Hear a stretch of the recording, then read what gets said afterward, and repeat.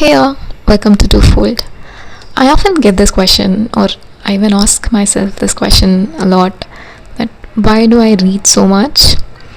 While I love to think that I read to broaden my perspective or to be more empathetic, in all honesty though, I think I read to look smart, to look cool, and to sound smart, to quote great quotes from great books. While reading gave me all that, it also gave me a feeling of being understood. And today I want to talk about one such thing that reading has given me. And I'm turning to my favorite book, Little Women. I'm pretty sure many women agree with me when I say Little Women is my favorite book.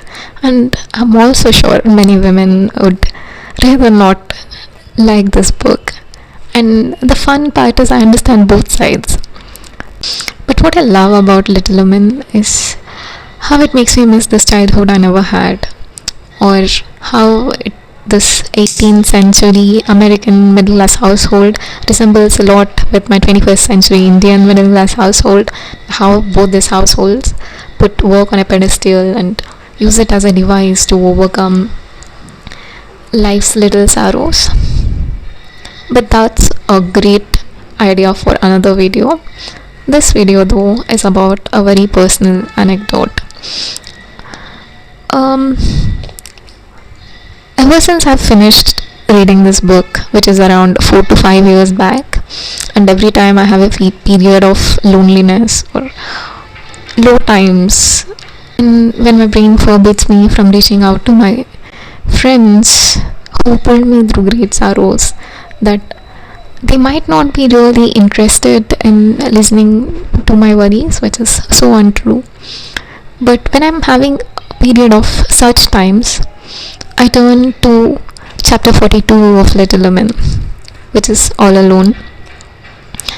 And to give you a little context, and a very big spoiler alert, this happens after Beth dies and Amy and Lowry gets together and Jo is all alone.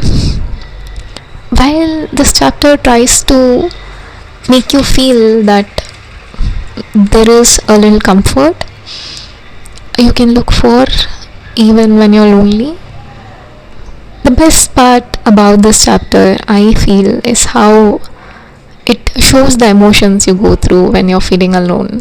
Like how Jo compares herself to Amy and says, some people seem to get all sunshine and some all shadow.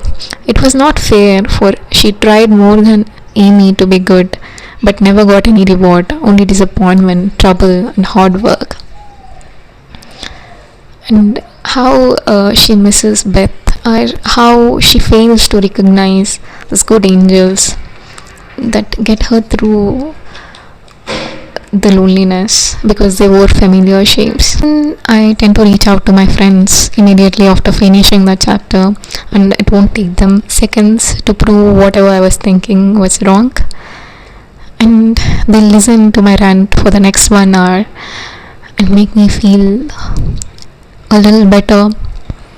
And yeah, so along with Little Women, they do share a bit of a credit for helping me through loneliness. Also, while I was supposed to make this video, which was 3 days back, I started a book instead. And I don't know if this is a coincidence or not, I found this. Lonely people's brains are often shaped differently, and I'm pretty sure that's the case with you and I. It has a bit to do with neuroscience, like how the right inferior temporal gyri, I'm not sure if I'm pronouncing it right, which is used to recognize social patterns or perception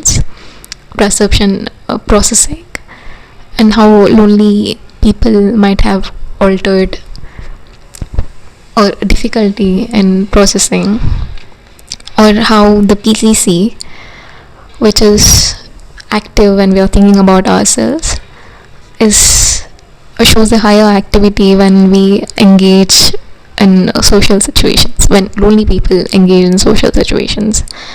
And there's a lot of other stuff. So I don't think we are to blame in this situation. While I hope I had a really healthy brain, I have a really healthy brain, and I'm not sure if that's the case or not. I'm just a little hopeful that every time anyone feels lonely, there is a book that makes them feel less lonely. And there is also friends or family that helps them through their loneliness.